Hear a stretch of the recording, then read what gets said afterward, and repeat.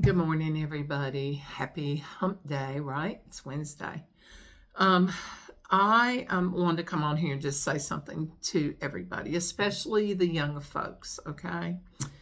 It's been a very, as I've said before, rough few weeks, but especially the last week since Charlie Kirk was assassinated.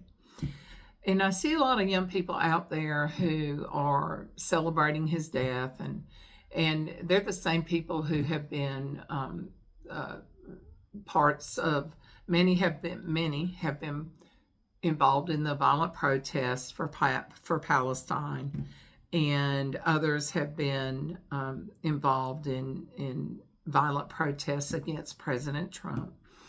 Um, and that's you're right, because we live in a free country.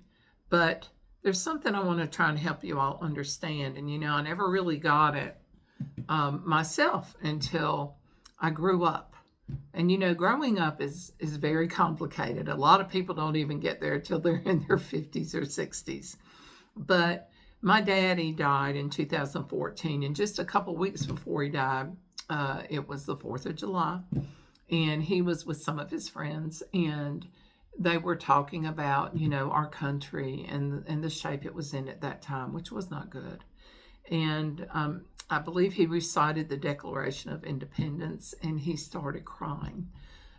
He was sobbing, and it hit me not too long ago that I really understood where that came from with my dad, and it was because he knew that he was leaving his children and grandchildren behind soon, and he was very worried about what was going to happen to them. I understand it even more now. There are some crazy things going on in our country. We have some very real threats, and we do talk a lot about the violence from leftists. And yes, there are crazy people on the right too, guys, but I'm sorry, not to the extent that we've seen on the left.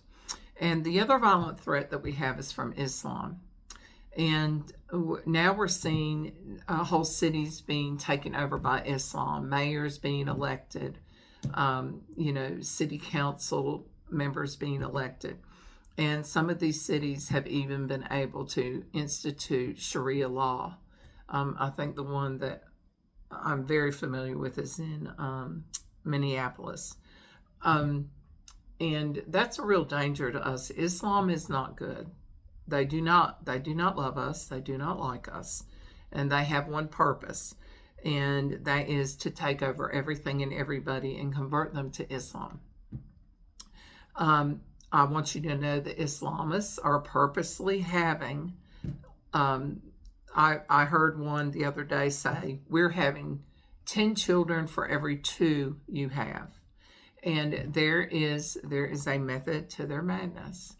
So my dad was really upset about leaving us here, and I'm really concerned, as are so many millions of other people, of leaving our children, our grandchildren behind.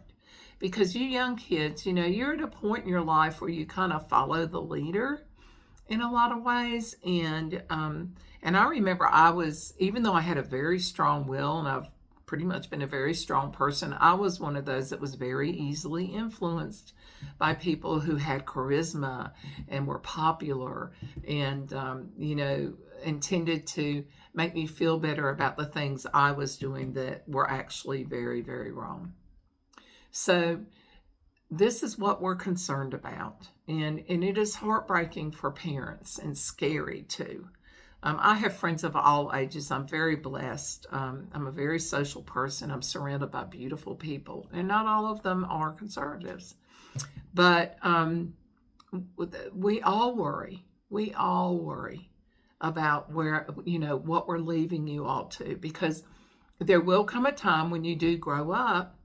And I'll never forget when I called my parents, and I think I was a whole 50 years old, and I said, Mom and Dad, if I had just listened to you and followed what you tried to teach me, my life would have been so much different.